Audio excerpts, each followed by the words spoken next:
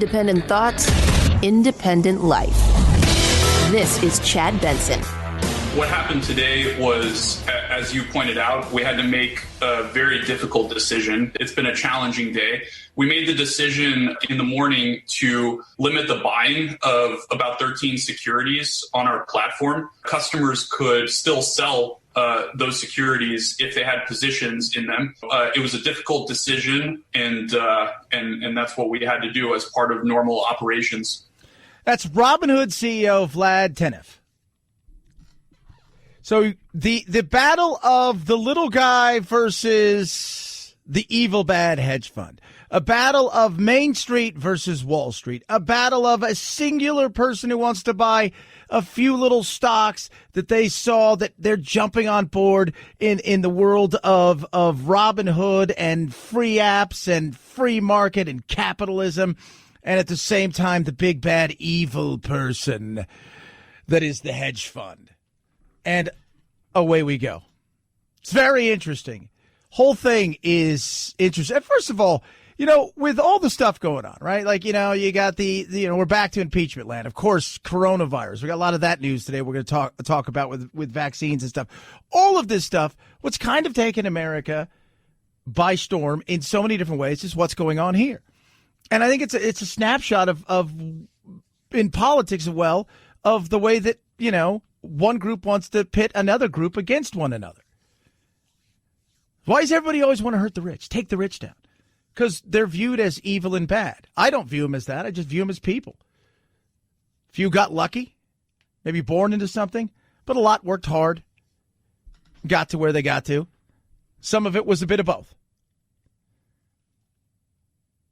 But the thought process of what took place yesterday and everybody freaking out, there's got to be something going on. Why did they shut everything down? Why did they shut everything down? Well, there's lots of reasons why they stopped doing things. First of all, Robinhood is a bit responsible for a lot of what's going on as far as if everything goes south, they could be holding the bag. Vlad, the CEO here, kind of he plays a little bit at it right here without going too far with it. We absolutely did not do this at the direction of any market maker or hedge fund or anyone we route to or other market participants. The reason we did it was because Robinhood is a brokerage firm. We have lots of financial requirements. These requirements fluctuate quite a bit based on volatility in the markets. They can be substantial. In order to protect the firm and protect our customers, we had to limit buying. Translation, he says, it's not liquidity problems, but between the time that there's you buy something or sell something and they get the money, there's requirements upon all these exchanges as a brokerage firm to make sure that you're able to cover all of these things. Same thing goes for all the people out there who are short selling, these big evil hedge funds. Do you have the liquidity at the end of the day? Because if you sell something, you have unlimited loss potential. When you buy something, it's yours. So this craziness of what went on yesterday, you could still buy it at other places. E-Trade had it and stuff. You could still buy it. Robinhood had to raise $1 billion today from investors to make sure that they were holding on liquidity-wise. Now about the investors. This is Jordan Belfort, of all people. Why not go to the person who was one of the kings of the pump and dump and did a lot of things? He's the Wolf of Wall Street. Talking about something here that is very real. This is supposed to be a free market, which means that people, in theory, should be free as grown adults to make their own decisions, even if they may be irresponsible. The problem here is you have investors that are being frozen out. We're not halting trading entirely. This is a case where people that want to sell their GameStop and get out of it are being allowed to do so. But people that want to buy and support the stock, they're not being allowed to do so. Yeah. But this is what I used to always tell people when they would invest. Did you read everything? Do you understand everything? Because at the end of the day, there's going to be some winners and losers. Let me tell you how all these things work. There's winners and losers. We talk about 2008. Remember that? The stock collapse. Oh, my God. Somebody won. The money didn't disappear. It just changed hands. The money's unlimited, but it changed hands. And a few that predicted it right made a killing. Go see The Big Short. Great movie. But a lot of other people were standing there holding the bag. And I think that's what's going to happen here. Fundamentally, from the optics of it all, GameStop's a turd. It's a dying business. It's going to close 1,000 shops. It's not going to be profitable this year or next year and may not even be around. It's not worth $24 billion. It's probably not worth $1 billion at this point. It's an archaic, old way of doing things based on where we are today. It had its moment, but it feels very much not quite there, but it kind of feels Blockbuster-ish. So it's not worth 25. Now, for all intents and purposes, it's a pissing contest. And the little guy needs to know what you're getting involved with. And this is where decision-making comes in, and people get emotional. People get emotional. I've had so many people, don't you dare talk about it. You know nothing. Oh, I know a few things. I've been there. I traded it. I traded a lot of things in my life. As a broker, as a brokerage owner, I've traded a lot of things. And some people are doing okay. They got in early, were smart. Others going to be getting in and are going to be stuck. And then when they get out, they're going to find out, wow, that's crazy. At the end of the day, it's a free market. Now, you have to cover yourself if you're some of these firms, and they have a fiduciary responsibility in some senses that I don't think people realize, essentially meaning, hey, you know what? You guys could be in trouble because you allowed certain people to do things. No, you should know the risk you're getting into, and most people don't understand that.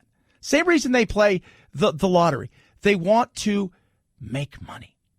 And this is a great opportunity, right? The democratization of this, having the opportunity to have all the tools that everybody else has, get together on Wall Street bets, and everybody starts talking about stuff, and you can go and run and do something amazing potentially, and you've pulled together. Now you're getting into a pissing contest, and guess what?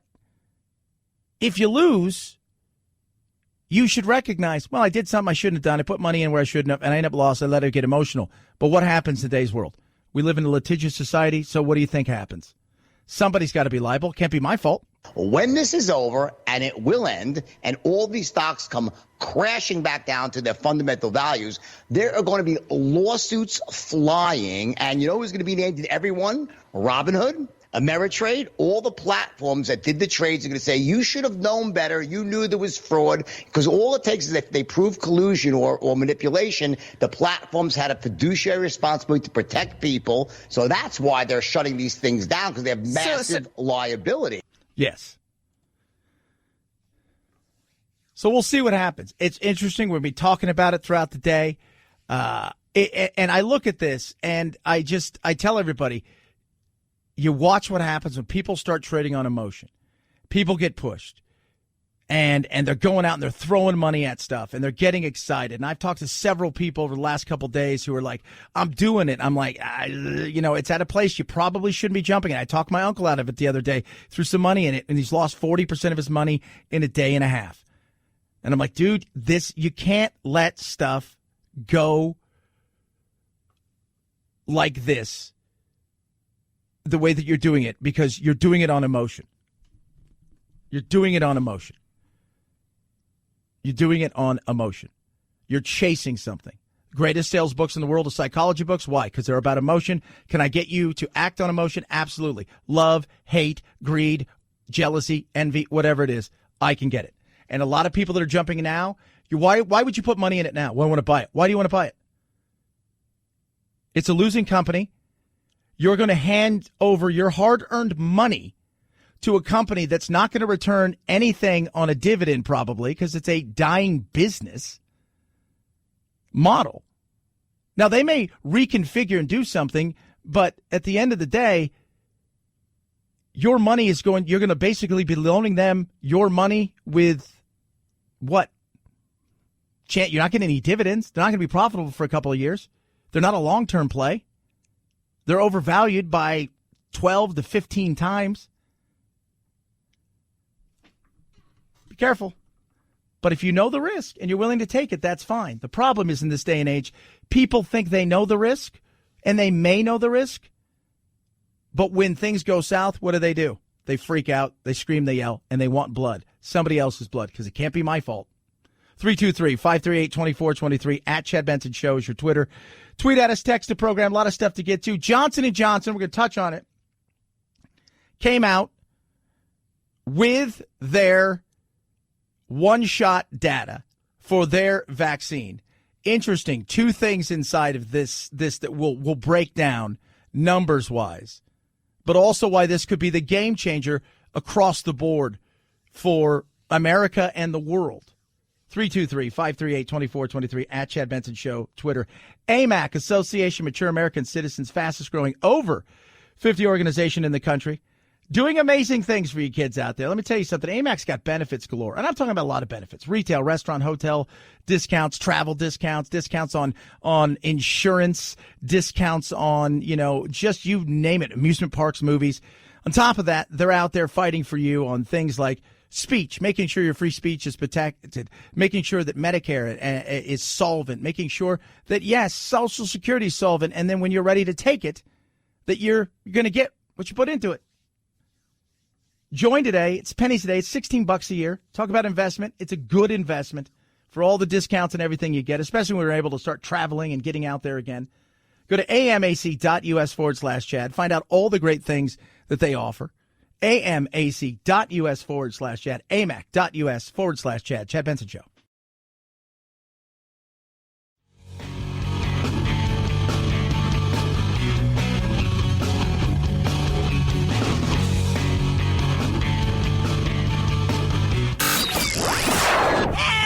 I can't take it anymore! Well, get over it. It's time to forge a new path with your very own political cartographer, Chad. Johnson & Johnson tested its vaccine in different parts of the world and against every variant. Dr. Matai Maman told ABC News the results were the same. It's 85% effective in preventing severe COVID. When trial participants did get sick, their cases were mild. We have complete protection, 100% protection, if you will, against going to the hospital or dying. Unlike the novel vaccines from Moderna and Pfizer, Johnson & Johnson uses a more tried-and-true process, and there is no special storage requirement. And that is the magic of Johnson & Johnson.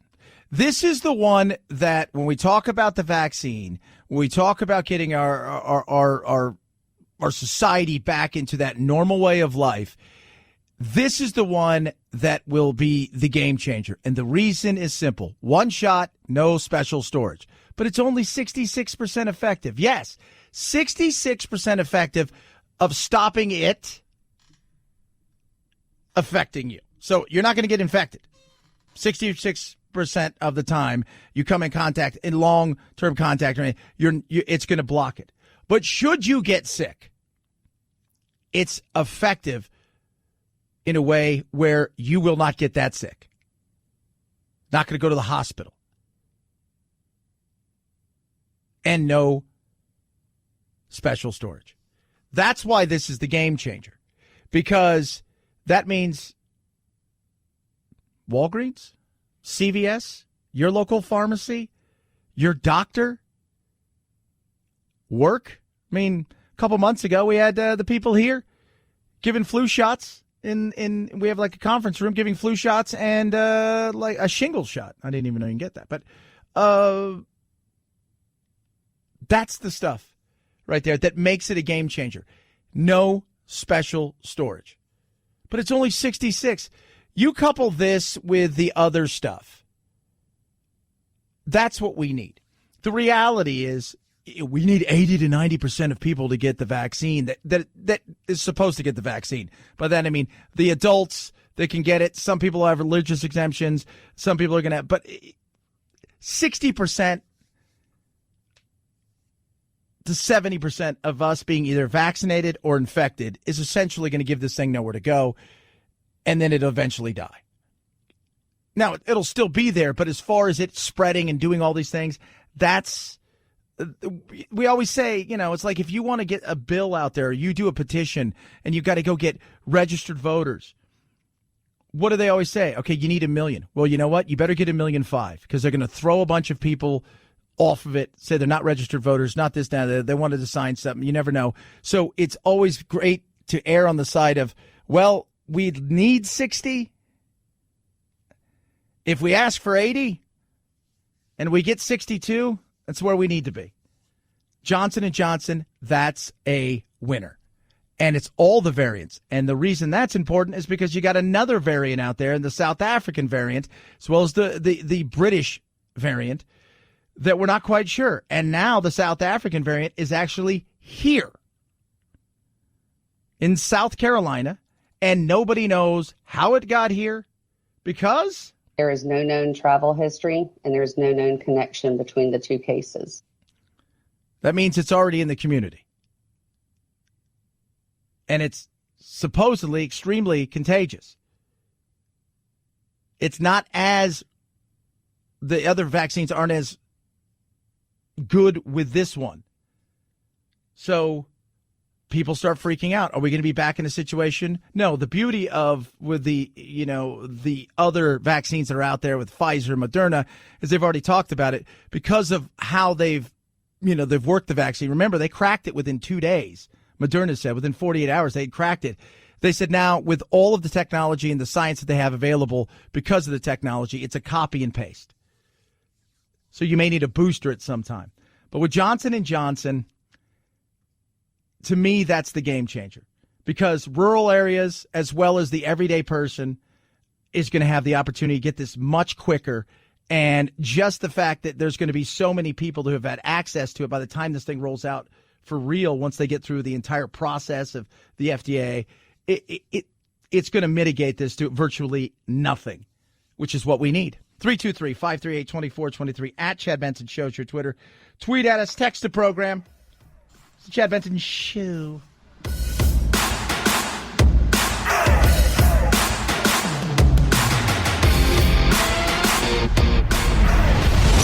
The Chad Benson Show.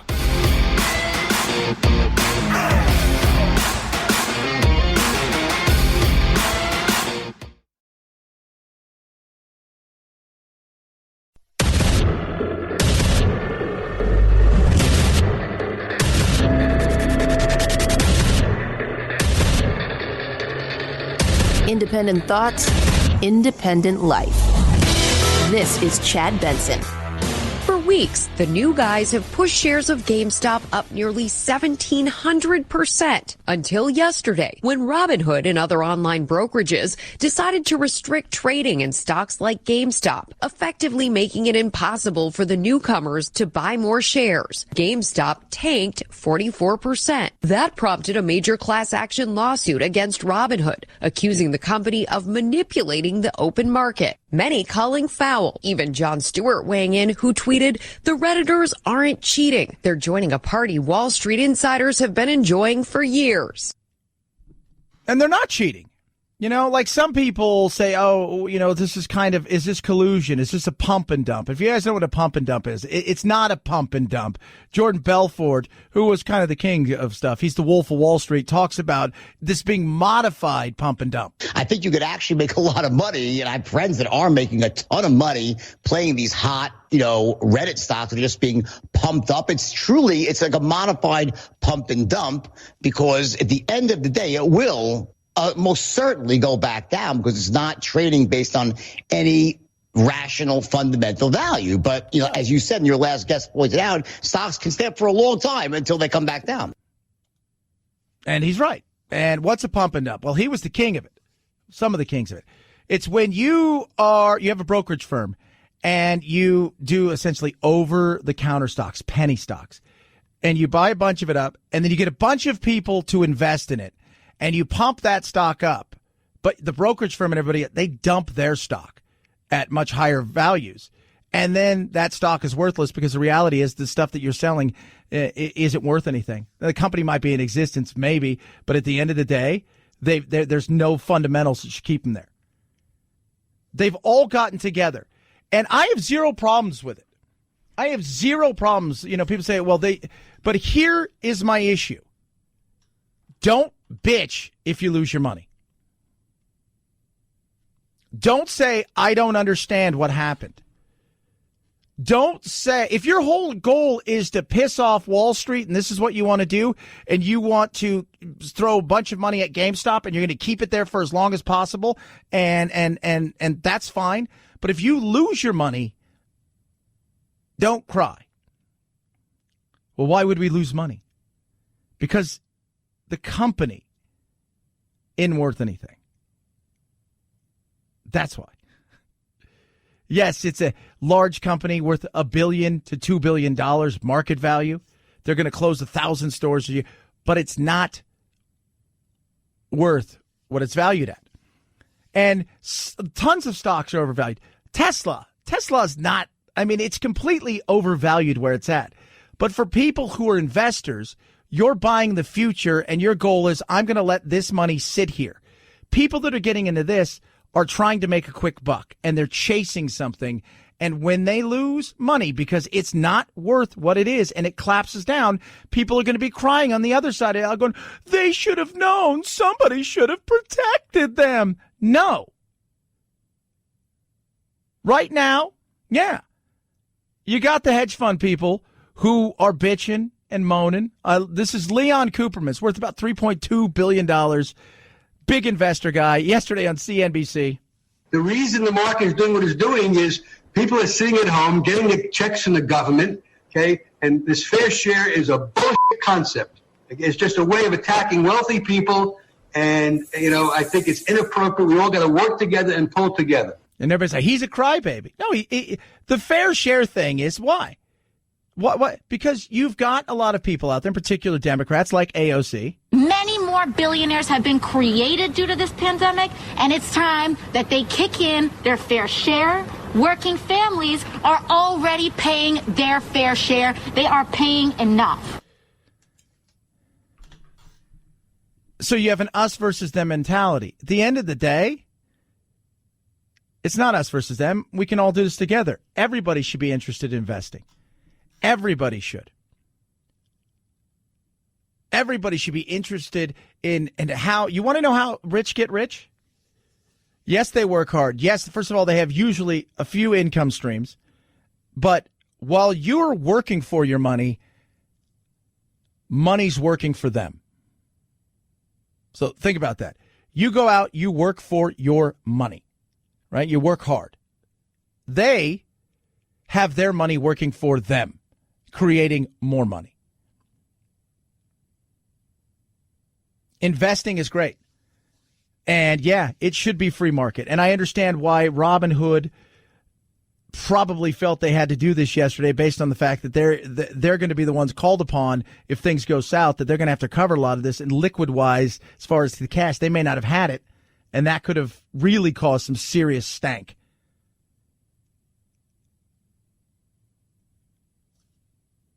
But don't cry if you lose your money. Don't cry if you put, if you go and you take 5, 10, 20 grand, as I'm seeing, reading people doing, and they're throwing it at this, and they're like, we're going to keep it up, keep buying the shares. If and when you're like, wow, I got 20 grand tied up in this, and it's not bringing me anything, and I'm not making any money, and it's fluctuating, and it's going up and down. And just as people, and here's the thing, when people start to chase, they get in it, and then when it starts to go down, they panic and pull out their money, which causes even more panic. But now, can't bitch and moan if you lose your money. And I know what's going to happen. People are going to lose their money, and then the Elizabeth Warrens of the world are going to come out and say, well, it's not very nice. People were treated right, and blah, blah, blah, blah, blah, blah, blah. Senator Elizabeth Warren is slamming the SEC for not keeping the markets honest. As for GameStop and those other companies, all bets are off when the markets open today. Yeah, and they're up today. They'll be down. They'll be up. There'll be wild swings. It's going to be interesting. I'll tell you what. It will be. But you can't bitch and moan if you lose your money. And the crying that I think we're going to see for some people. But I thought, No. You know the rules. And stop. And if you make it us versus them, man, there's enough for everybody. Money is unlimited. There is enough for everybody. I love it when they say, well, they lost $12 trillion or $8 trillion in 2008 with the market, crash. No, they didn't. It just went somewhere else. It transferred to other people. The money didn't disappear. 323-538-2423 at Chad Benson Show. Your Twitter. Tweet at us, text the program. So now that we have Johnson & Johnson, there is another vaccine. We need several variants of vaccines out there to get this thing under control. Johnson & Johnson, 66% effective. Great. Now there is Novavax, and what's its effectiveness against the corona? In the UK trial, I should point out that we got 89.3% efficacy against the combination of the COVID-19 strain and the UK variant. Which is good. That's what you need. We don't need it to be 100% to kill this thing out. We need it to be spread out, have enough people have it so that they have, whether they've either caught it, because I think Fauci said today he thinks about 12 to 15% of America has already probably been infected with it and or had it where they've known it. Because there's a lot of people out there. There's still no real good data on how many people are asymptomatic. There just isn't. So I don't, what that number could really be. I mean, you hear 5 times what you see as far as the infection rate. When I talked to Dr. Carmona, the former Surgeon General under Bush, he says that, their data says probably 5 times whatever that number is. So if the number is, 25 million, well, 5 times would be, we're heading towards that 30 to 50 million because that's big. But then you got others out there that say, well, it's probably more like, 2 times. So I don't know. But we need to make sure that there's enough vaccines and enough vaccines in the sense that not just the dosages, but there's enough variants of vaccines to give out to people. Because some places, more rural, they're not going to have the special equipment for the Pfizers, for the Moderna. Other places, there's just so many people. The one shot from Johnson & Johnson that can be stored anywhere can be really everywhere, kind of like the Walmart of shots, which is massive, which will get into more people's arms if you're going to take it. And it's a big if because there's still a lot of people out there that are a little bit hesitant. 323-538-2423 at Chad Benson Show is your Twitter. Tweet at us, text the program. I don't know what the GOP is going to do, but they need to do something because crazy should have no place in any party. And the crazy that's in the party right now that's getting so much of the attention is Mrs. Green. I don't judge people based on their worst social media posts. I do believe there's a place in our party for Marjorie Taylor Greene, and I absolutely denounce political violence. Matt Gaetz, he's just a boob. But I've spent some time with him, and that's my personal opinion. I said earlier, if you wanted to know, do you ever watch the Omen movies? And the second Omen was Sam Neill. He's all like he was, and I just, my entire time I thought, it's like some of these people that are there. And you look at Mrs. Green, it's the best way, Marjorie Green. She is, some of the stuff that she has said has been the kind of stuff that we attribute to the likes of Alex Jones. And this is where you're going with this? This cannot be what you guys are about. And that's part of the problem here is the GOP needs to figure out a strategy because on the other side of it, with this, she has become the it thing to cover for mainstream / establishment media. They've got Trump was one thing, but now they're having to put together several to make a Trump-like robot. You got Matt Gaetz, you got Josh Hawley, you've got Major Green, and that's their new look how evil and bad the GOP is. If you're the GOP, you got to figure something out. You can't have somebody who's running around talking about, crisis actors after a school shooting. That's not, and look, I agree with Matt Gaetz on one thing. You can't judge people on some of their posts, but it would be one thing if it was a one-off. But there's a lot that goes into this. And people, they're getting out a message about it. The QAnons, they're still pumping that thing all day. All of this stuff they're throwing out there when it comes to this, the battle that's in.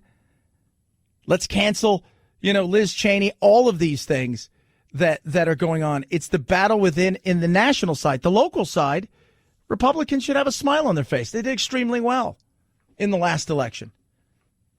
More seats in the House. The only reason they lost the Senate is because the two people running got caught up in the backlash of the election fraud BS and all of that. And Trump did really nothing to help him and hurt them in more ways than one. But this isn't help. And you've got to decide. You had Trump. Who knows what's going to happen with him?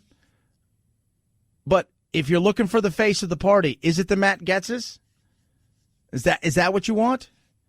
Or are there other people that you think, you know what, this fits what we were supposed to be about that we've kind of gotten away from? 323-538-2423 at Chad Benson Show's your Twitter. Tweet at us, text the program. Love hearing from each and every single one of you. Talk a little bit, smidge, about something I said yesterday, and I had a very long conversation with several people about why I missed the movies. It's the Chad Benson Show.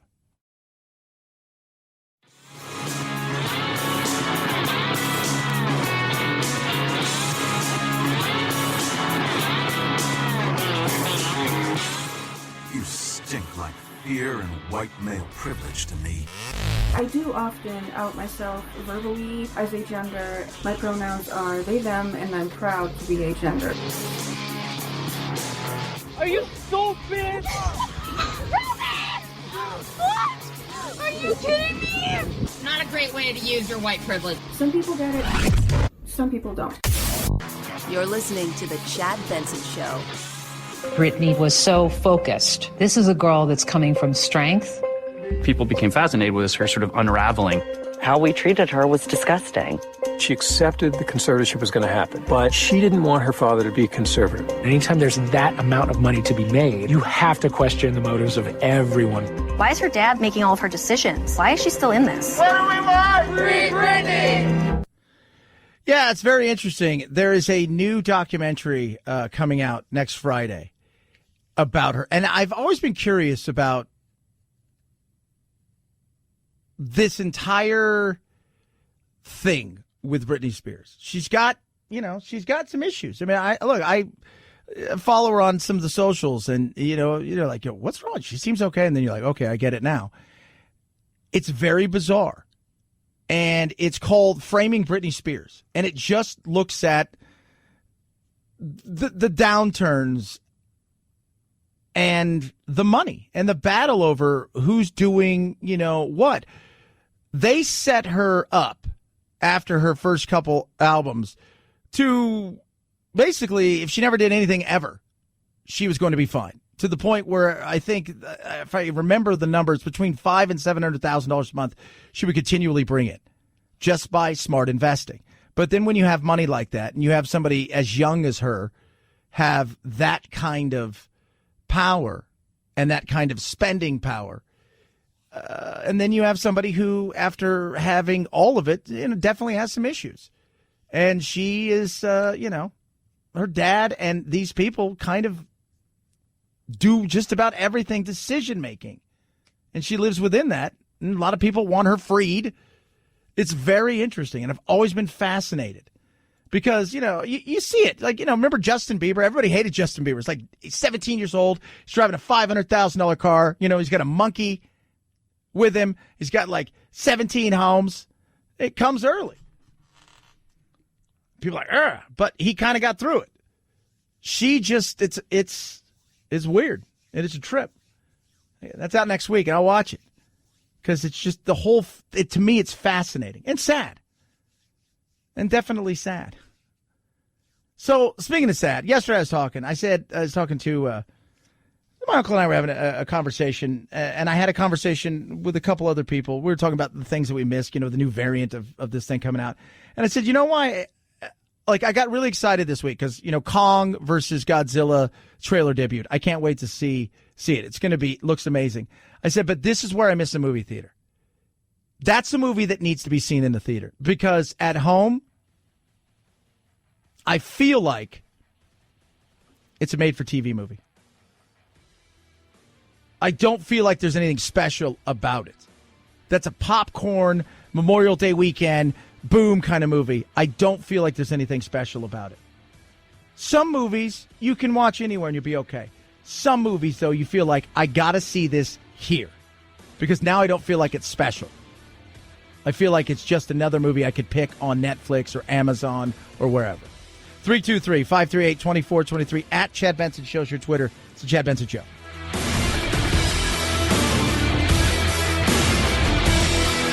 This is the Chad Benson Show.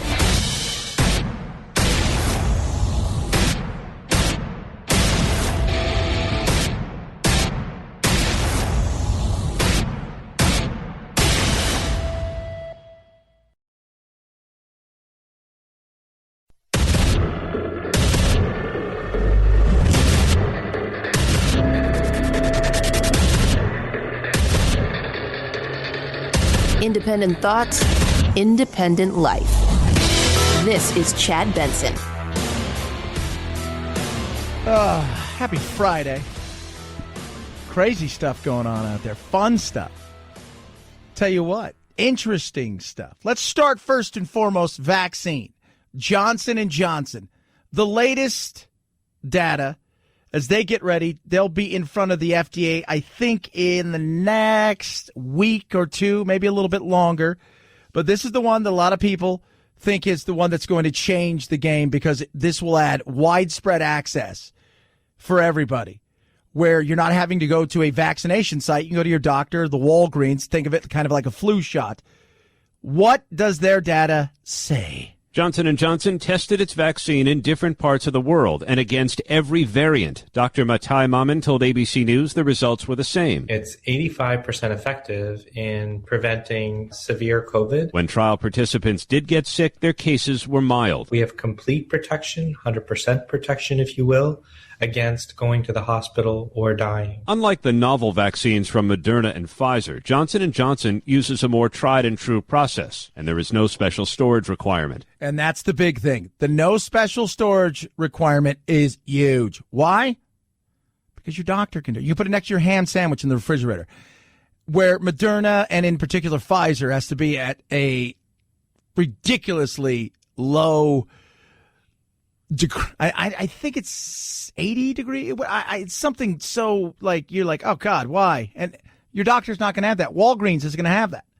CVS. And this is the one that brings the access to everybody. Now it's 66%. Well, that's not as good as 80 or 90. No, it's not. But it's also one shot. And as far as if you do get sick, guess what? That's good.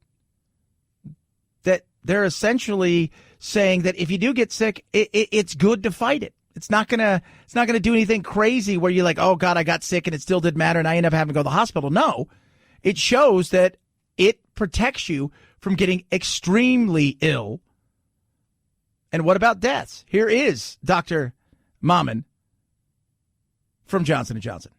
No one on vaccine after 28 days of being vaccinated, no one ended up in the hospital. No one died. There were lots of people that unfortunately did, but they all were on placebo. What do you mean they died when they were on it? Well, they were given a placebo. So then the test groups, they're blind studies. People are given the real vaccine. Other people are given the placebo. People got the placebo who did get sick. Some lived, but some died. Nobody died who got this. So not only is it good protecting you, 66%, it's not 100, but it's not 50. But when it comes to making sure you're protected, even if you do get sick, which is a possibility with any of them, by the way, you're not going to get very ill, and you may not even go to the hospital. We have complete protection, 100% protection, if you will, against going to the hospital or dying. Isn't that what you want at the end of the day? I think so. And it's one shot. That's why it's a game changer. It'll be widespread. That's why it's a game changer. That's what we need so we can get back to life. All that being said, we're still in the midst of trying to figure out how we're going to get from point A to point B when it comes to things like COVID relief, because states are still shut down. People are still trying to get themselves back out there and working. Some industries have been affected tremendously. Some have done okay. But the service industry, especially people who are out there in food serving, the hospitality industry, things like, they've been crushed. And when they're struggling, you think of the broader reach, the trickle-down effect, if you will, of, well, that pipeline of things that we need, we don't need now. Our restaurants are not open. We don't need plates. Our restaurants are not open. We don't need this. Our restaurants are not open. We don't need this. Our hotels at, 10% capacity. We don't need this, this, and this. Those are those chains, supply chains, and everything gets affected. We still need to figure out how we can get through this, and that is coming up with a package that's going to work so we can jumpstart and get people out there working again and not having to look for, yes, another package in the future. And I do think we need both sides on this. The American people are suffering from this pandemic. Just last week, 900,000 people filed for unemployment for the first time. That's as many people as in my entire state of Delaware. We've got more than 25 million Americans infected, and we have new variants of the disease that are posing even greater risk. It is President Biden's desire and intention to craft a bipartisan package that can pass. He is clear-eyed about just what a big mess he's inherited and just how much need there is in the American people for prompt and effective relief. Chris Kuhn's there, and he's right. I think everybody's got to come together. They all have to have skin in the game. They're going to have to give some stuff, and they're going to have to get some stuff. It's too fat. In a lot of places, it doesn't need to be. Let's focus on getting these vaccines to everybody. Let's focus on that wants them so we can get that herd immunity, that mass amount of people that we need to slow this thing down and mitigate it to where it's no more than a pain in the butt in a few, times of the year. If this thing is indeed endemic, meaning it's not going anywhere, kind of like the flu, but we get on with our lives. And then, of course, getting kids back in school, which is of the utmost importance. That's it. Somebody asked me, when will I think things will be normal again? When would it feel that way? I said, when kids go to school and you're not worried about, are they going to shut it down tomorrow? Which will probably be the first of next year. Now, I think we'll be back to, through the summer and stuff. I think we're going to be fine, in a much better position than we were. Baseball and stuff will be happening, and there'll be, people at games, and we won't be talking about, won't be top of the mind. But I think when school kicks off next year and kids are back without the mask and freaking out and worrying, and teachers and let's put everybody in a hermetically sealed case, I don't think we'll have that. I think that's when you'll go, this feels like we did pre-coronavirus. 323-538-2423 at Chad Benson Show is your Twitter. Tweet at us, text the program. Love hearing from every single one of you. Of course, all the other things going on today, we're still talking about, yes, the insanity of GameStop, stocks, Reddit, a battle of, is it the little guy? Is it the big guy? Is it the evil Wall Street? Is it the little? It's, you know what it is? It's capitalism. It's what it is. It's capitalism. And yeah, right now there is a bit of a battle going on between hedge fund and the people that are going up against these hedge funds keeping and overinflating stock values for the likes of GameStop and many others out there. And yesterday, things stopped and people freaked out. And why did they do this? And oh my God, it's some sort of thing that's going on between the two. It's not. No, it's not. It's none of that stuff. There's a lot that plays into it. And the good news is people are paying attention.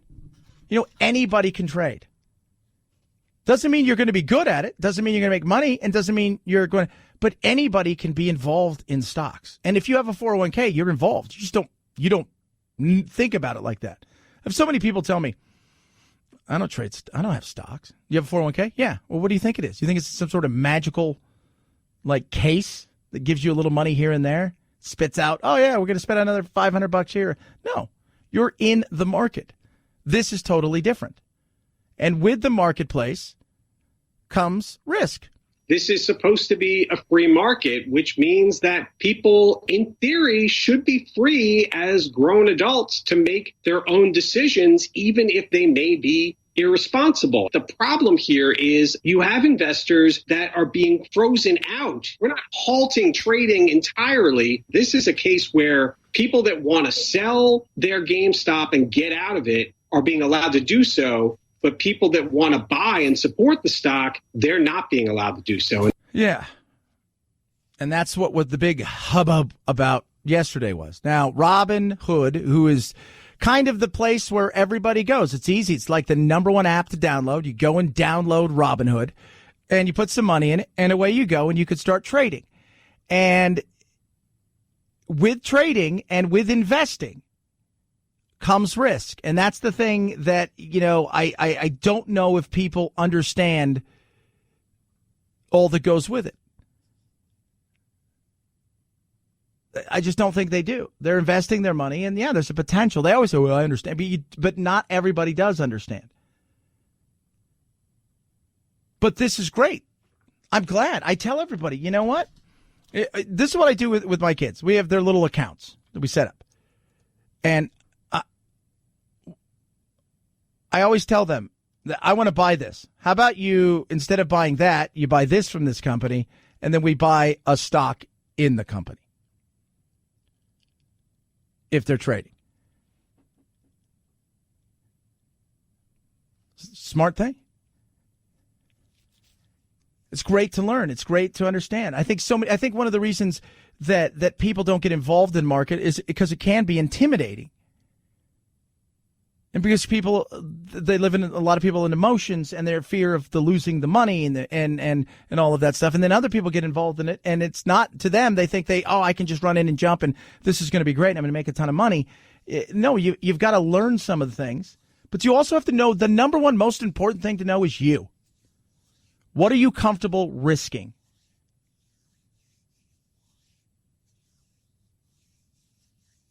Are you disciplined? And do you understand that there is a risk, no matter what it is? Buying a stock, and for the hedge funds and the people in the marketplace, as their careers, they understand the risk of selling the stocks as well.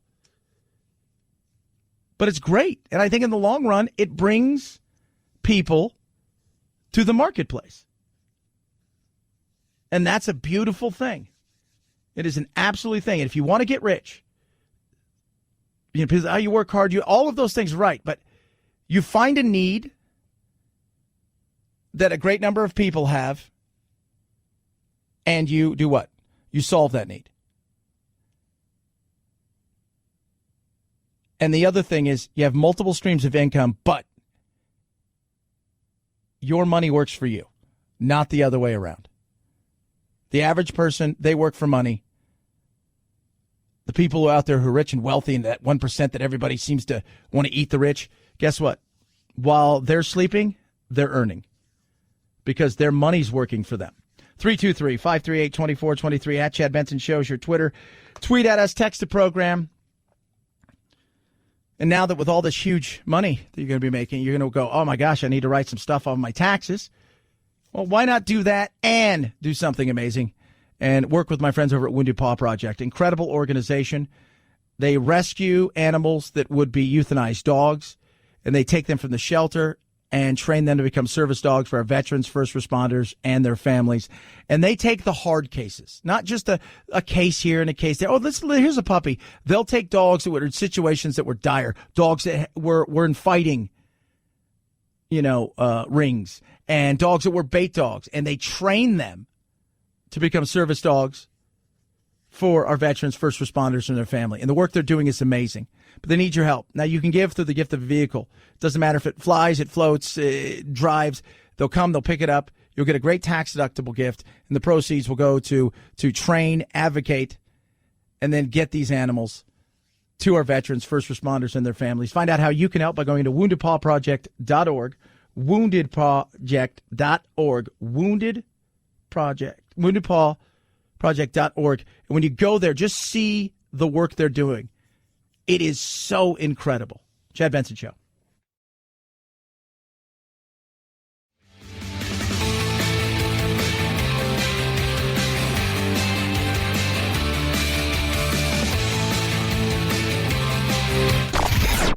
I'm so tired. I'm exhausted. If you're part of the politically exhausted majority, don't fear. Your time to be validated and rejuvenated is here. Wake up. It's the Chad Benson Show. 5, 4, 3, 2, 1, 0. Ignition. Liftoff. Now it's time to find out what's trending. What's trending? Yeah, what does that mean? I mean something, right? Like it's trending on the old internet. What's trending? Let's find out what's trending on the old interwebs. Start with the Google. The Silhouette Challenge on TikTok's trending big time. I don't know what it is, but I have a feeling it's to do with silhouette. Or is that a song? Oh. Basically, it's put yourself in a position where you look kind of sexy and then have some sort of lighting in the back and make it dark, and that way the silhouette, and then turn it on and you find out, well, that person's in sweats, a T-shirt, and their hair's messy. Yeah. Cicely Tyson passed away yesterday, 96 years young. An amazing career that, well, I mean, we're talking about a woman who did so much in the acting world. And for a lot of people, especially younger people, they, yesterday some of the people were asking, who is she? And they start looking, oh my God, I know who she is. But you didn't recognize. She was a model. But in the 70s, she grew, really, that's when her fame came in. She started getting real big roles in the industry. And she worked in a ton of movies. And over the last several years, she's been an advocate, big time. San Francisco's trending because, well, they're insane. We'll touch on that. Of course, Robinhood as well on Google. #1 app. Get yourself a little Robinhood. Head on over to Twitter. A lot of wacky stuff. Chip Roy is trending because he sent a letter, it's a Republican, to essentially Pelosi and them and said, hey, AOC needs to apologize over her statement because she's asked Ted Cruz to resign because Ted Cruz and her agree on what's going on with GameStop and the little guy versus the big guy, and they came to, they all, Don Jr., a lot of all kind of had the same kind of feel towards what was taking place in the stock market, the little guy versus the big guy, all these things, free market. And he said essentially like, we can work on something. And she says, you tried to have me killed 3 weeks ago. No. Did not try to have you killed. So they would like her to retract that. Say she's sorry. It's not going to happen. It isn't. And Brian Williams is trending. Yeah, this one's great. We'll play it for you. And it's, this one's on somebody else. Chad Benson Show.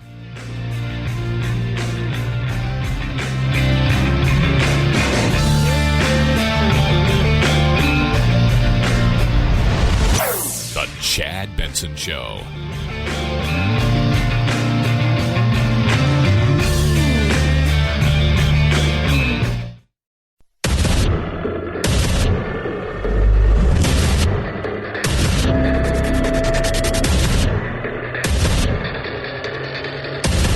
independent thoughts, independent life. This is Chad Benson. Lots of moving parts when it comes to the world of the vaccines. Lots of moving parts, kids. And we got a lot of moving parts. So Johnson & Johnson came out with their data. You've also got Novavax, which has their first run of data and its efficiency or efficacy as far as fighting said virus and whether or not you'll catch it.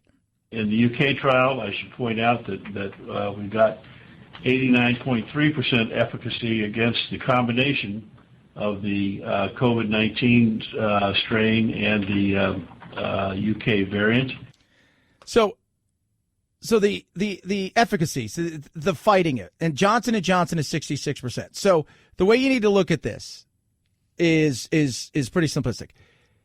If 100 people get the shot, right? So let's do Johnson & Johnson, and everybody's exposed to the virus. Out of that, 66% of them will never catch the virus. It'll never be in their system. The shot will protect you from said virus. 34 who would get the virus, because you've had the shot, it mitigates any damage that would be done to you. You may feel a little lethargic. You may have a headache. You may even get a little bit sick, but the chances of you dying and or going to the hospital would be, well, according to them, it's zero. So that's a great thing. So that's the way you have to look at when you hear all of these numbers. Now the question is for Johnson & Johnson, what do you do from here? Because you're the one they talk about being the game changer, because there's no special requirements as far as storage. Anybody will be able to use it then. Doctors, pharmacies, Walgreens, stuff like that. Maybe your local supermarket has has one of those little like health centers there. They could give it, probably even at your work when they come around, like the flu shot. They could do it there as well. So there's no special thing is needed, unlike Moderna and a bunch of these other ones where they have to be kept at a certain temperature. So it's more of a pain in the butt, right? That's why you have to go to these special centers to get shots.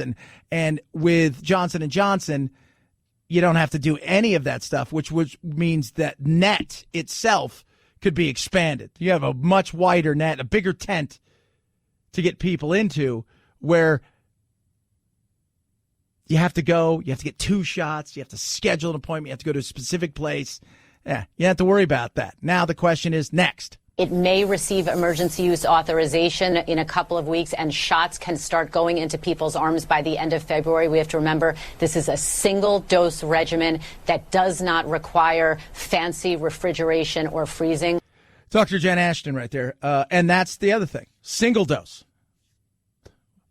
Talked about it many times. We are a society of convenience. A society of convenience. Okay, wait. So I have to get 2. Yeah. So you go and many places across the country. I know here in Arizona, it's been a nightmare. The websites are convoluted. If you lose your place, you lose all of the stuff that you filled out. You got to do all these things, and you schedule. You go at a certain time. You get the shot, and then in sometimes they'll give you, here's a card. This is when you come back for your next one. But in other cases, you got to go back on and redo it again, and it takes it's frustrating. Here, you can call your doctor or go into a Walgreens. Now, Johnson & Johnson's already said we don't have a ton of it made yet, ready to roll out. And they'll ramp up production. We're good at doing production things like this. But the one-shot thing is great, because you could just be driving down the street and you're like, oh, my God, look, Walgreens has it now. Let's see if we can go in and get our shot right now. And you just cruise on in, and there you go. Opportunity. That's how easy that would be compared to what's happening now with Moderna and Pfizer. 323-538-2423 at Chad Benson Show, your Twitter. Tweet at us. This is hilarious. Brian Williams last night talking about Kevin McCarthy and Donald Trump. So he's got a couple of people on. So McCarthy went down to Florida, and they met yesterday, I guess, at Mar-a-Lago or whatever. So you've got the minority leader, speaker in the House. McCarthy goes down there. So Brian Williams thinks he's got exclusive video, and I don't know if somebody did this on purpose or if this is supposed to be a joke, because Brian doesn't seem to have that kind of sense of humor, and obviously Brian's had issues, we know, in the past. But take a listen. See if you recognize this. Baratunde, I'd like to begin with you, and we're all about to see something for the first time. We have what I'm told is the first video, exclusive video, out of this meeting today between McCarthy and Trump. We'll watch it and react on the other side. I love you. You complete me. Look, just Shut up. Just shut up. You had me at hello. You had me at hello. That is, obviously, we have rolled the wrong clip, and we were sold a bill of goods here. I thought this was going to be of the McCarthy and Trump meeting, and someone's going to be, of course, in big trouble.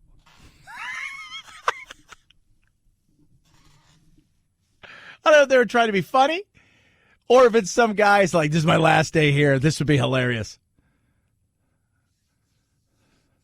And then we found out Brian Williams was in the movie. He wasn't? Oh, he wasn't. No, he did not star in the movie. Oh, my Lord. Yeah, that's what's going on there. I don't know what they talked about. Apparently, how they could take back the House and the Senate, and who knows what else. Probably a little bit about the fact that, the impeachment thing's going on. There's probably a smidge of that. Smidge. As we know, California people is crazy. We get this. We know, right? I lived there off and on most of my life. I'm 50 years old. I probably spent 38 years of my life. Most of my family lives there. My son lives there. But it's not the state I grew up in. And insanity is everywhere. Case in point, wokeness when it comes to school names. So we all know this. We're big at tearing down statues, right? Big at that. These people were bad. We've been saying for a long time on this show, as has several other shows, that hey, if they can find something to get you on, they're going to do it, and away you go. And away you go. And it does it. The context of the time, how life was, means very little. It's about whitewashing history. It's about taking things and saying, ha, you know what? If we were back in that time, we would have been woke, which is a joke. You know that. So kids aren't in school, as we all know, but doesn't mean that we don't do something with those evil school names. It's a sign of the times. A whopping 44 public school names are now on the chopping block. And this is under... Late Tuesday, the San Francisco School Board voted to change the names of schools that were named after historical figures that critics contend engaged in some way with the enslavement or oppression of others. This was in response to a 2018 resolution passed, which was in the wake of the Charlottesville attacks. So that's what this was about. So in the wake of it, we're going to change names. We're not going to get kids better educated. We're not going to working on getting kids into school. We're not working on teaching everything about history, the good and bad, because every country in the world, every historical figure that you go back on, everybody's got their laundry that's dirty. No. We're not doing any of that. We're not going to teach anything, including perspective. We're doing none of that. We're changing the name, and that makes us feel good. George Washington High is on the list because Washington owned slaves and owns. James Lick Middle School overlooks treatment of indigenous people. And Lowell High, because of James Lowell's anti-slavery commitment, wavered in his later years.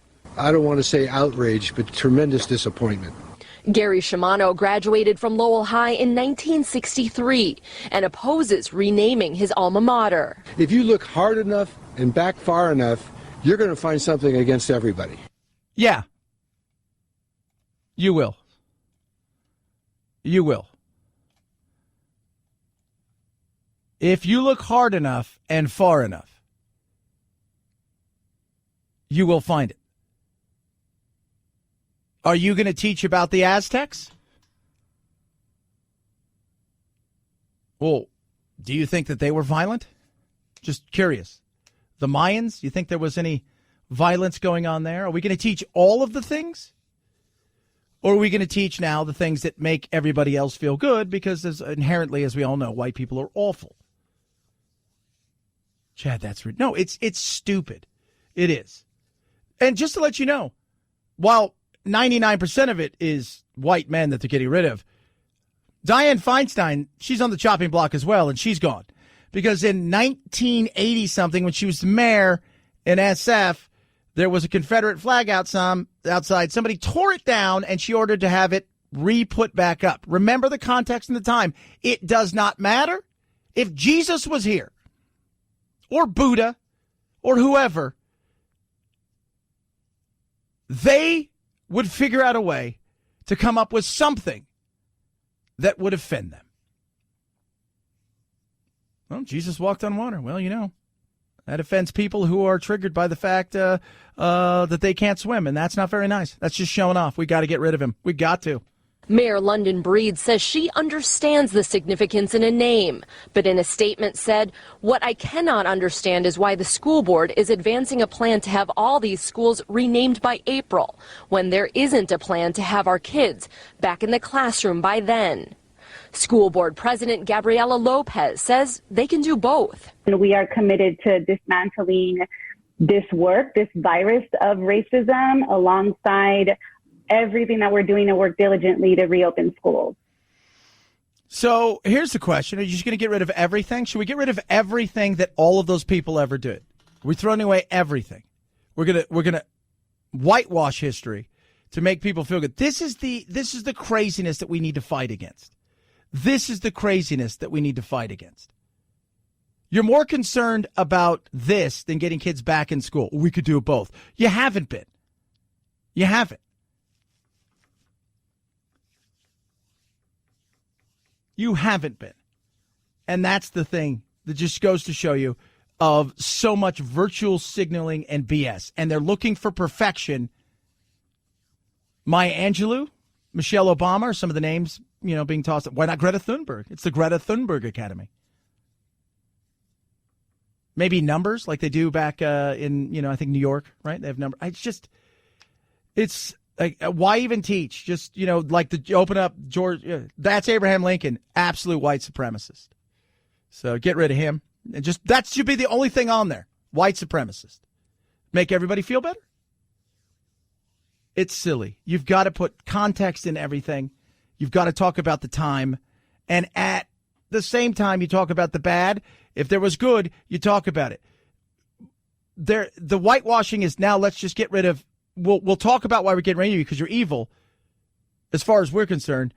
And anything you did that was good, Abraham Lincoln, George Washington, we're just going to get rid of all of that as if it didn't happen. Insane. Welcome to the world of why people are leaving California. Touch on that. Little Adam Carolla. Some funny stuff to say about why he's thinking about bouncing from California. Some of it to do with the coronavirus. And yes, PETA. Speaking of crazy, we'll keep on that crazy train with PETA. Names that you can now use instead of using animals to insult people, apparently. It's the Chad Benson Show.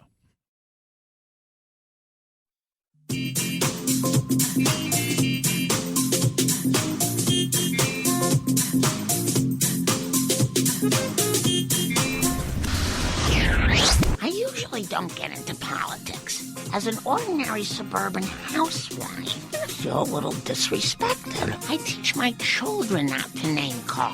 You are a blabbermouth! Come on, man. Guys, can we please keep the chatter to a minimum? Chad Benson. You have talked about moving at him. Does this in any way assuage your anger over all of the various restrictions now that it seems like California is semi-opening up again? No, it just makes it feel how random and arbitrary the first and initial restrictions were. I tell everyone I got to wait for my kids to get out of school and then I can move to Texas. But then I realized I'll just go down the hall, pack up some Lunchables, we'll get in a U-Haul and we'll go to Austin because they're not in school. It's insane that we're going on a year that my kids haven't been in school. Carolla talking about the insanity of what's going on in California. He was talking about San Francisco, but it's spreading out everywhere. We see the cancel culture and stuff and just how arbitrary so many of the things are today. They're deciding, hey, you know what? We've got to open up. We've got to get people back to, well, why? Well, is it because of Trump? Because it's gone and it's probably part of a lot of things. But like for California, it's the fact that they're going to recall Gavin Newsom. And he realizes now that was once a little whisper is now a loud roar. So he thinks this will help. But a lot of people are leaving. And I think over the next several years, what you're going to see is with us. And one thing that the coronavirus has done is showed people got to do more for myself, but also I can do other things and live other places. I don't need to live specifically here. And people are going to be going other places. My fear is that they're bringing some of that crazy that got them to the point of overregulation, PC-ness to other parts of the country. And they're like, hey, let's do this, this, and this. And then you're like, no. You left that. Don't bring that here. They did ask him to, hey, so that curiosity,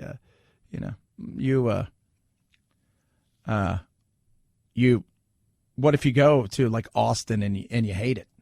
Does it worry you that you're flirting with the idea of moving from your native state to somewhere you've never been before, and then 3 months in you're going to say, oh my God, what have I done? I mean, I guess everybody who leaves their old fat life or supermodel has to flirt with the idea of maybe I won't be happy 3 months into having sex with this Victoria's Secret model. But I think it's a chance we're all willing to take, right? Don't you think most guys would take that chance?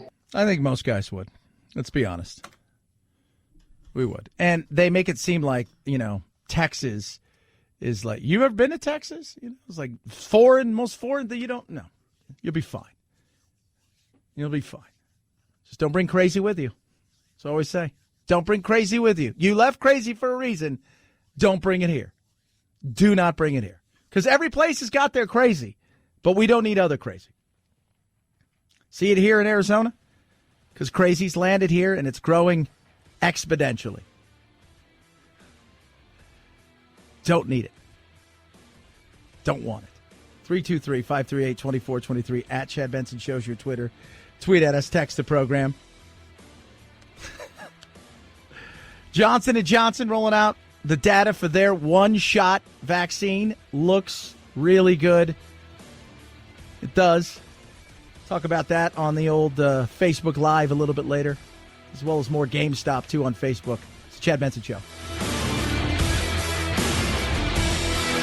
This is the Chad Benson Show.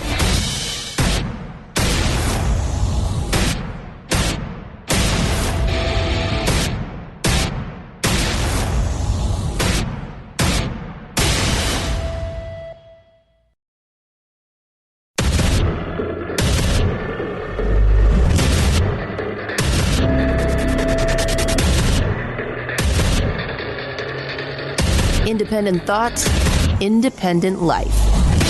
This is Chad Benson. The decision was made to purchase the Pfizer and Moderna doses to ensure that we had enough doses to give 2 shots to Americans by the end of the summer. And we did our planning without the need for an additional vaccine to go through approval. Yeah. So vaccines have been purchased. That's Jen Psaki, spokesperson for the president in the White House. Why is she talking about vaccines? Because another vaccine is on the way, and this is essentially the game changer. It's a one-shot vaccine. One-shot vaccine. One shot. You go, you get it. Well, where do I have to go? How do I have to register? When's it going to be here? It's going to take a bit. They're going to have to ramp up Johnson & Johnson. Where do you have to go? Wherever great vaccines are served. Walgreens, CVS, your doctor. No special, we have a vaccination site. Pull into the stadium and you have to register. None of that. This is one shot. And that's a win right there. Makes everything easy. So much easier. So much easier. I believe, to me, this is the thing that we need, because, like, it's annoying. It pisses people off when you're frustrated. I can't get on the website. I can't do this. My goodness me. It's like, why can't they just have it, at the doctor? Because your doctor doesn't have the capability of storing Moderna and Pfizer. But this, normal. Just put it next to your ham sandwich, right? Kind of refrigeration. Normal. A vaccine that is easy to transport, a vaccine that you can give in one dose, is going to have a very significant public health impact. More so than the other two. Now, it's not 100%. It's 66% effective in stopping you from catching the virus. Well, that's not very good, Chad. But it is 85% effective of, if you caught the virus, you'll either be somewhat asymptomatic or have virtually no ill effect. And according to their guy, the doc, it's 100% effective when it comes to if you get sick and could you die. No one on vaccine after 28 days of being vaccinated, no one ended up in the hospital. No one died. There were lots of people that unfortunately did, but they all were on placebo. Yeah. So, there you go. Huge. And why this matters is because of what they can do as far as getting it into people's arms, because of the convenience, because of one. And the more that this happens, the more that we have this, just the easier it's going to be to get ourselves back into a normal, day-to-day way of life, which is exactly what we want, right? We want that. We want to get out there, get our kids back in school, get them off the damn TV, get them out of our lives because they're driving us crazy, right? Huh? Who's with me? And we want to get our lives back. We want to go to dinner with our friends. We want to go see movies. We want to go to sporting events. We want to be able to walk into a room and go, oh, my God, I touched a handle. Am I going to get sick? Or better yet, am I going to get sick and pass it off to my grandmother or somebody and they're going to die? We want to be able to know that not only is school open tomorrow, it's going to be open on Monday. Not only is school open on Tuesday, it's going to be open Wednesday. Not only is the movie theater open today, I can go see a movie without a face mask, with my popcorn, without having to worry about contact tracing. And this is the one, I believe, that is going to get this into more people's arms faster. The Moderna, the Pfizer, 2 shots, more effective at blocking you from getting it. This one is effective in doing that to the tune of 66%. But as far as you getting, even if you caught it, it's going to fight it. And the chances of you getting sick, really sick, well, that's very, very small. And according to them, nobody's gone to the hospital, even when they did catch it, and nobody died or got really sick. Doesn't mean that some can't. Like anything, everything's a risk. You know that. I know that. We all know that. Now it's just how fast can this thing get out there? And that goes back to a lot of different things. First of all, when can it get approved? It may receive emergency use authorization in a couple of weeks, and shots can start going into people's arms by the end of February. We have to remember this is a single-dose regimen that does not require fancy refrigeration or freezing. Which sounds great. That's easy. We've talked about that. So looking maybe 2 weeks. Boom. They're not going to have a ton at first, but they can ramp it up. Their goal, is they're saying, is to have a ton of vaccines ready to roll. Over the year, the supplies will increase to reaching 1 billion vaccines by the year end. That is the goal. and we have a good insight that we will be able to meet that. Yeah, Dr. Paul Stoffel's right there. So they believe they're going to get there, $1 billion. So we're still looking at probably a timeline of getting through the summer. Some states will open up more than they already are open up now. Other states will slowly come out of it. They'll still have flare-ups. They'll still have issues. Then you have to worry about the new variant, which is the South African variant, which apparently is here. How do any of these work against, first of all, Johnson & Johnson? 100% effectiveness in terms of reducing the risk of hospitalization and death. When they looked at it in South Africa, they saw a 57% efficacy rate, where 95% of the cases were in people with that variant that we are watching so closely. And it's already here. It's in South Carolina. How it got here, nobody knows. And the reason for that is because, well, none of these people have a travel history at all of South Africa from South Carolina. There is no known travel history, and there's no known connection between the two cases. So the two people that have it don't know each other, and neither of them went there. So that means it's here. So Johnson & Johnson, game changer, efficacy, it works to the tune 56%, and then as far as what it does to fight it, should you catch it, it works extremely well. When you go in and you look at Moderna and Pfizer already saying, well, you know what, you have to get these 2 shots, and we're going to have to copy and paste and do a few things over here. So you're probably going to have to get a booster at some point in time, which won't be hard to do, but it's another shot. That's why the one shot, convenience. We're convenience people. And it is going to be very much like the flu. The flus, we have treatments. This is obviously not a treatment, it's a vaccine, but if you do get it, it helps in fighting it. That's great. On top of that, most of, the flu, there's different variants of the flu. You got flu A, flu B. They kind of guess which one's going to be, which shot do you get? It's not 100%. In fact, some years it's like 45, 50%. That's why getting to a situation where it doesn't have to be 200 million people to get vaccinated. I think if we get to 150 plus, I think we'll be fine. And you've got to add into the people that have already been infected with it and have the antibodies. And then you watch this thing slowly die out. It's not going to go away probably. And I don't know if it's going to be seasonal, if it's just going to be here all the time. But this time next year, there's no doubt we won't be talking about this other than what took place. What did we do wrong? What could we have done better? 323-538-2423 at Chad Benson Show is your Twitter. Tweet at us, text the program. That being said, they're still battling it out, trying to come up with a relief plan to help the people right now that are still struggling, that it's going to be months before they get themselves in a position to get back out there and either rebuild their business or get their business back to where it was, in the sense if you're, a server, because you're chasing stuff at this point. Every little bit helps. How do we help those people? It needs to be more targeted. 1.9 trillion. Do we really need everything in there? It's also a big thing. Like, how much is in there that we just don't need?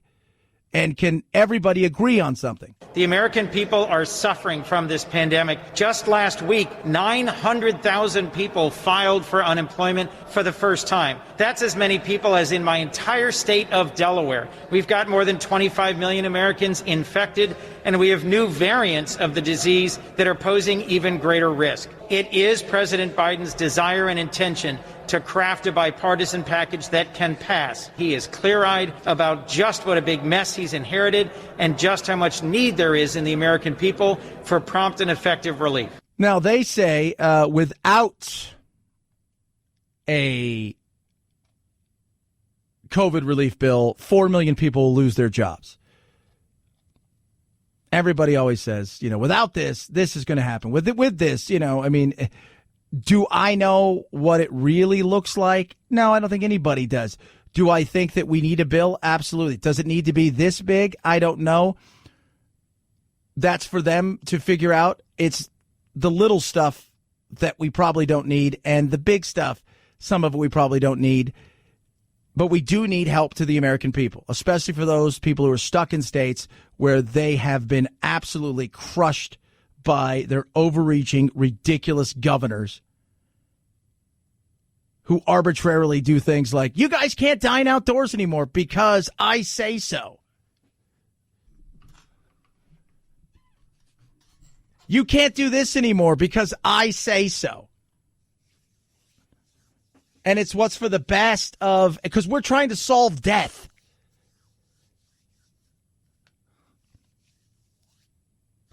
And that trickle-down effect, right? The supply chains get broken. You don't need dishes over here, right? Because this place isn't operating. Also, they don't need all this meat, and they don't need all this, and they don't need this, and it's one little thing, and it starts to add up. So we'll see what the Republicans and the Democrats come up with, and we'll see how this battle goes. And if it's a battle, if it's something they can come to, some like-mindedness and some common sense and say, here's the stuff we really need. Here's the stuff that a lot of people want. We can deal with some of this stuff later, but let's do the right thing first. 323-538-2423 at Chad Benson Show is your Twitter. Tweet at us, text the program. Home title lock. Don't lose your home. And I'm not talking about you didn't make your payments or anything. I'm talking about having your home stolen out from underneath you because you had no idea that somebody had forged your signature, quick deeded themselves onto your title by saying you sold them the house. And the next thing you know, they're taking out loans and you're like, uh-oh. And then you go to court. It's costing you thousands of dollars to fight it. You're like, this isn't me. I didn't do this. And then they're like, sorry, nothing we can do about it. You may even lose your home. Home Title Lock is there to protect you. They monitor what's going on with your title, which is public information. If anything changes, they alert you to it immediately. It's easier to steal a home than it is a car, far more profitable. And with cybercrimes up, just protect yourself. It's another layer. Protect your home now with Home Title Lock. Go to HomeTitleLock.com. Register your address. See if you've been a victim. Also, get 30 days free protection to help you through, just in case you are. HomeTitleLock.com. Code radio. HomeTitleLock.com. Code radio. Check it out for yourself. Chad Benson Show.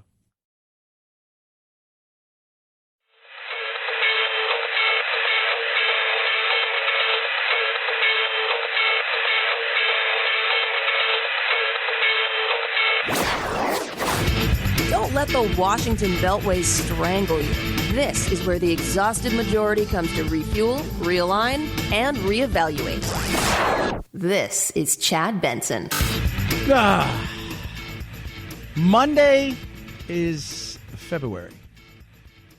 Think about that for a sec. February. It's February. Yep. We're almost through January. What do they call it? Veganuary? Just silly. So this is funny. I'm reading this article the other day. Why meat eaters feel shamed into giving it up. This is conducted as a poll conducted by Jack Link's Beef Jerky. They found that half of 2,000 adult participants said they felt pressure to either cut down their consumption of meat or refrain from it entirely. They say due to pressure that a lot of people, they feel like they have to give it up. I don't do it. Sorry. I like meat. It's what I do, and I enjoy meat. There's nothing, that you're going to say that shames me. I feel, and look, it's weird, right? When you think about it, I'm eating something, but it's nature. It's what they do. It's for nature. I have animals at home. Some of my animals will eat some vegetables. But even my big Winston, who eats collard greens and fig leaves and loves banana, he will take a mouse if given the chance, because protein is, should be about 3 to 5% of his diet. So we give him mealworms and stuff like that. I could never think about being like somebody shaming me into eating. That's why people don't like vegans. It's I don't need to hear about it. That's your religion, bro. You keep your religion over there. I won't tell you to eat meat. Don't tell me not to. Speaking of meat, PETA, love it. So PETA's, they're always worried about the real things in life you should be, like speciesism. So they have created new language or words they would like you to use instead of insulting people with things like chicken. Chicken, you say coward instead. Rat, snitch, snake, jerk, pig, repulsive, sloth, lazy. How did people react on the internet? Well, most people, including vegans, made fun of them. One person said, instead of PETA, say trash. Another person said, this is the 7th year of me being a vegan, and I am begging you to never tweet again. And one other person pointed out, correctly, sloths were named after the term laziness and not the other way around. Love a sloth. It's one of your dream animals, Chad? Absolutely. Absolutely. Have you ever seen a sloth walk? Because they're on their back 99% of the time. Oh, it's creepy, man. It's the stuff of nightmares. 323-538-2423 at Chad Benson Show is your Twitter. Tweet and text the program. You snakes. Chad Benson Show.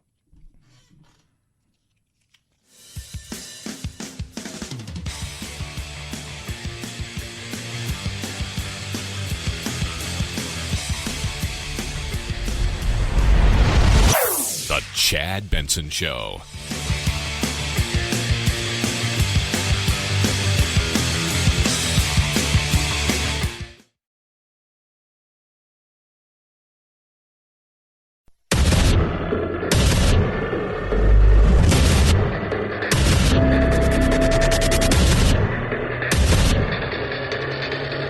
Independent thoughts, independent life. This is Chad Benson. Probably been the biggest thing talked about last, it's 72 hours. Not coronavirus, not Joe Biden and his executive orders, not Trump and Capitol riots and impeachment. No. The biggest thing that's probably been talked about is GameStop, Reddit, and what's going on there. Yesterday, if you guys follow along, they suspended trading for a while. There was triggers in AMC and, of course, GameStop, Robinhood, and them shut down the trading of it. Some places, I think E-Trade and a few others, you could still purchase shares of GameStop. But the battle between, as they say, the little guy and the hedge fund evil Wall Street people is supposedly in full effect. I don't know if that's true or not. I think a lot of kids ridden into, we're going to say that all these people really want to come after the evil Wall Street people. Is your goal to hurt them? Or is your goal to make money? Because the way that this was designed originally, and that people thought about this, and then when they started all getting in together, was the fact that I'm going to take the opposite side of something, and through a group of people, we're going to be able to push it in another direction, and we'll make some money. And that was the short side sellers, which were companies and hedge funds who look and say, this company's overvalued. They're going to be closing stores probably, and they've announced to the tune of 1,000 stores this year out of the 2,000 or so they have left. They've got to redo their model, and they're worth maybe $1.5 billion to $2 billion. I'm going to sell it because I think it's going to go down. And other people have thought, well, you know what? I think it's a good value, some of them. And these guys are taking lots of positions. We can kind of corner them and push the marketplace up, which will hurt them and make us money. And I thought that was the goal. But yesterday it got shut down. People freaked out about it. What happened today was, as you pointed out, we had to make a very difficult decision. It's been a challenging day. We made the decision in the morning to limit the buying of about 13 securities on our platform. Customers could still sell those securities if they had positions in them. It was a difficult decision, and that's what we had to do as part of normal operations. So that right there is Vlad Tenev. He's the CEO of Robinhood. And there's a lot that read into all of this. I'm going to try to keep it simple, stupid, for everybody out there. Robinhood and a bunch of these other companies that are brokerage houses, they are in a position of making sure that the trades and stuff that are happening on their platform, that there's a time between when somebody buys and sells, that money's collected and stuff. So they have to be square, if you will.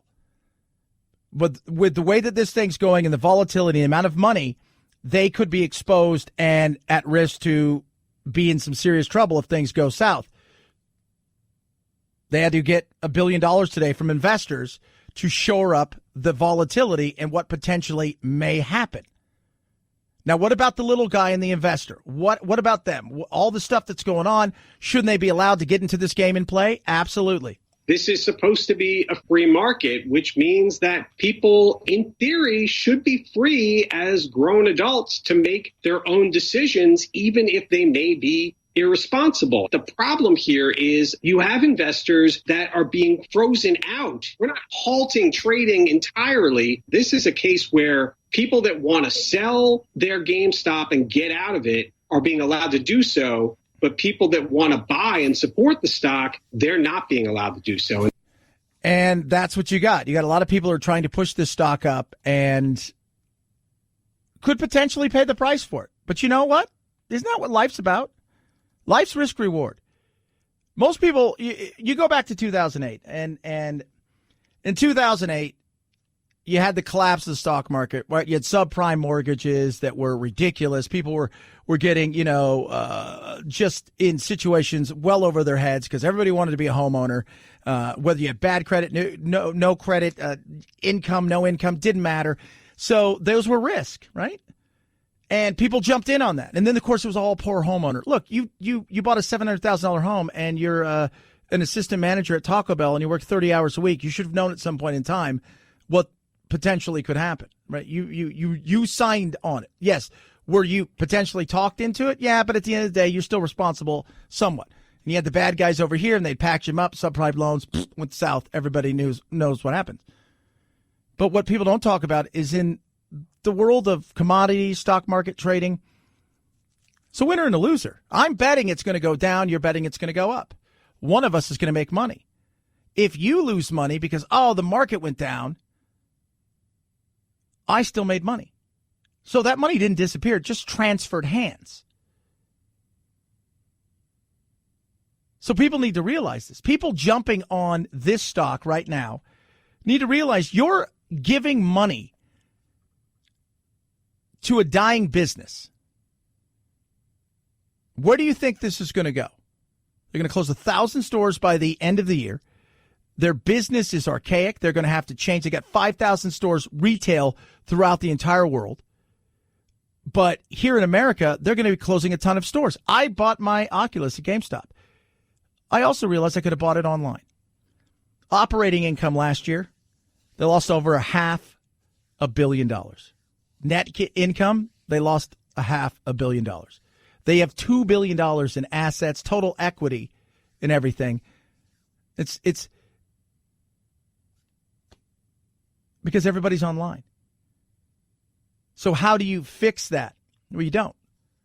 You have to figure out a way to shrink this and then try to survive through it by being more of a player in the online space if they can do that at all.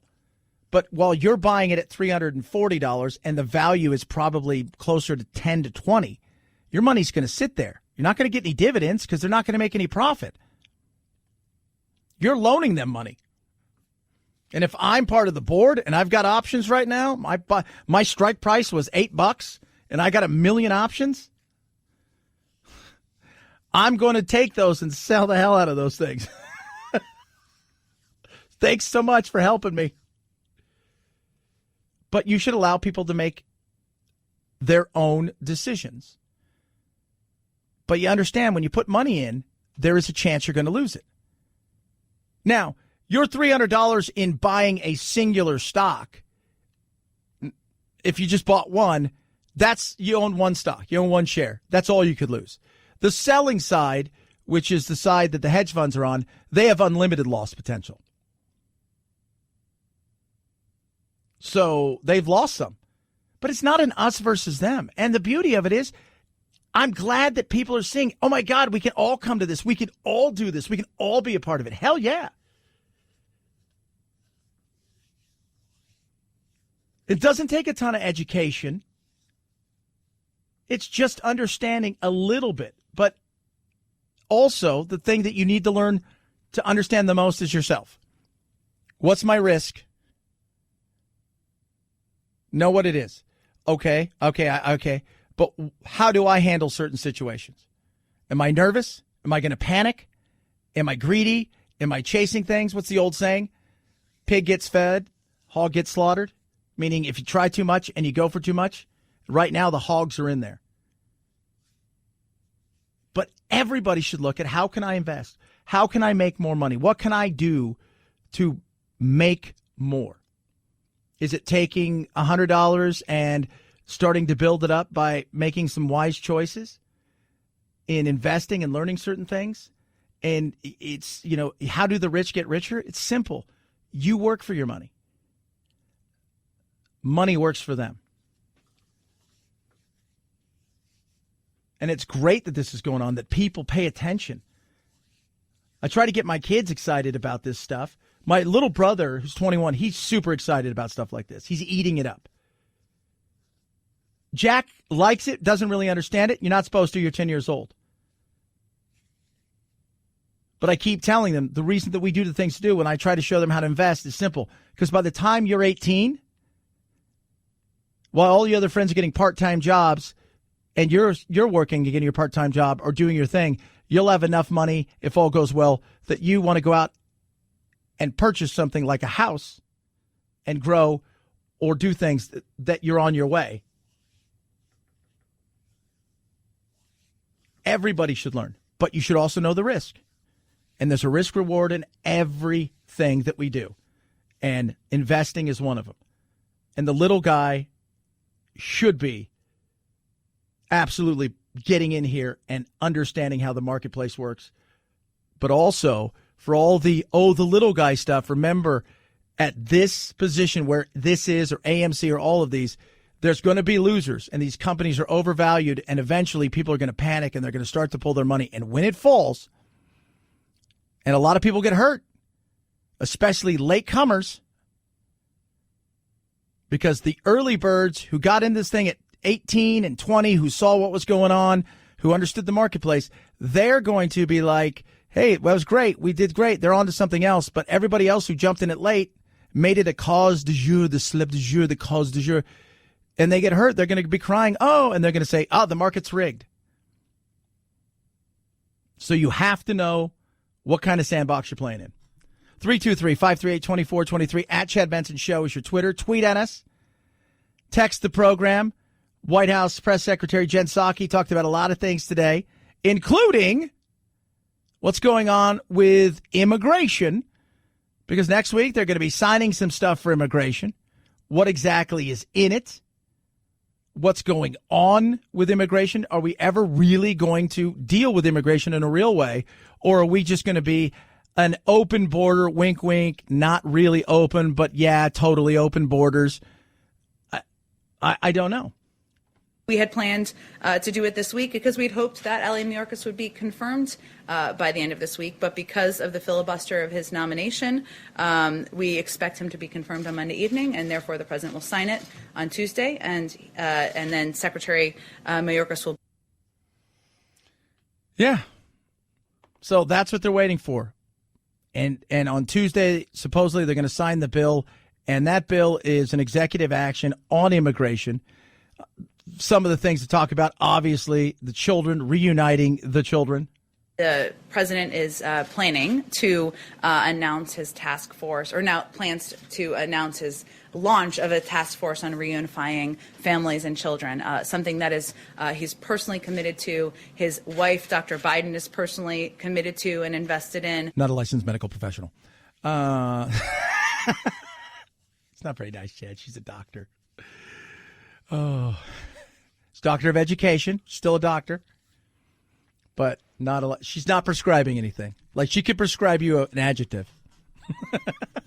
Is anybody here a doctor? We have a situation. We have a run-on sentence. You're a jerk. Reuniting that's going to be interesting because I think we're going to find out through some of this reuniting, if the press would be honest with us, that a lot of these kids were sent here in a caravan, just like, go, your uncle, your aunt, they're in Chicago or, Spartanburg or somewhere, and just get to the border and here. And some of them, came here with their parents and they've been separated, and we need to figure that out. But the whole thing needs to be sorted out. And as we all know with immigration, especially with the way that there's the path now to citizenship that he wants, it's a mess, and it's not getting any better, and they'll fail to address it. And people who want borders, actually controlled, people like me, open, great. As far as coming in here and then going home or doing it right, fantastic, no problem with that. We won't be happy. And the people that are coming here illegally, there's a chance that they're not going to get the things that they want either, because it's such a money-making thing in the political world to fight over something like this. 323-538-2423 at Chad Benson Show is your Twitter. Tweet, text, Chad Benson Show.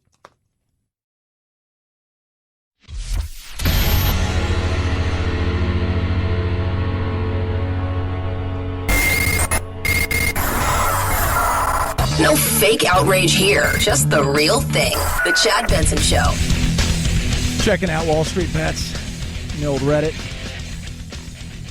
It's hilarious. Dogecoin now, which started as a joke, as a meme, 2013, is now that people are pushing that, and it's exploding. It shows you the power of what a group of people can do, and that's kind of what a hedge fund is, right? A group of money and the power of what it can do. And this is exactly what this is. So, but the difference is one is based in a world of reality. Meaning hedge funds kind of get what they're doing. Do they play the game and manipulate? Of course. It's when I was a trader, when I first got into the industry, trading commodities in particular, there were just marketplaces you stayed away from because it was a den. Like the oil and gas and energy market is a den of thieves. It's a den of thieves, and they know how to do certain things that if you don't pay attention, you'll get caught out. Now, once you understand it, you understand what you can and can't do, but at least it's real, right? Like we know energy's real, oil, gas, things of that nature. Like what's going on with GameStop's not real. So that's the difference. Is it's built on a house of cards, literally, ready to tumble. Because at the end of the day, they're not a profitable company, and they're sure not worth $24 billion. And I don't think, who knows? Maybe everybody will sell out, and they'll decide we're done. Sell it off to somebody else. It's just not worth it. Hey, we got all this. You're not $24 billion company. You're a $2 billion company at best.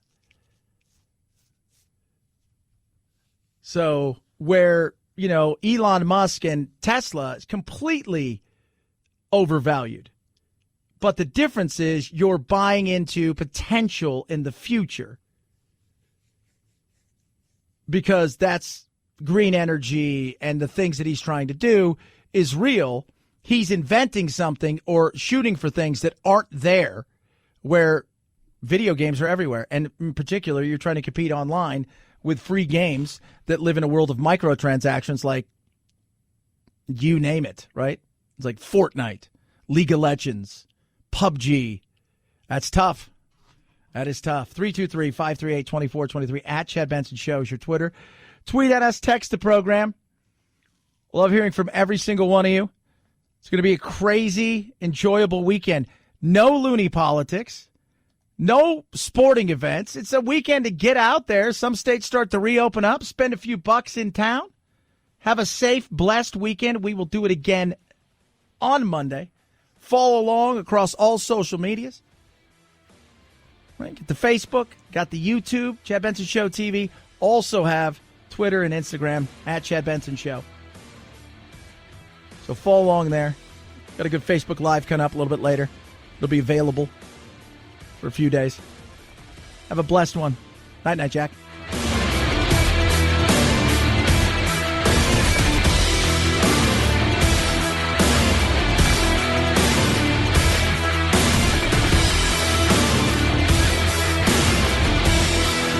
This is the Chad Benson Show.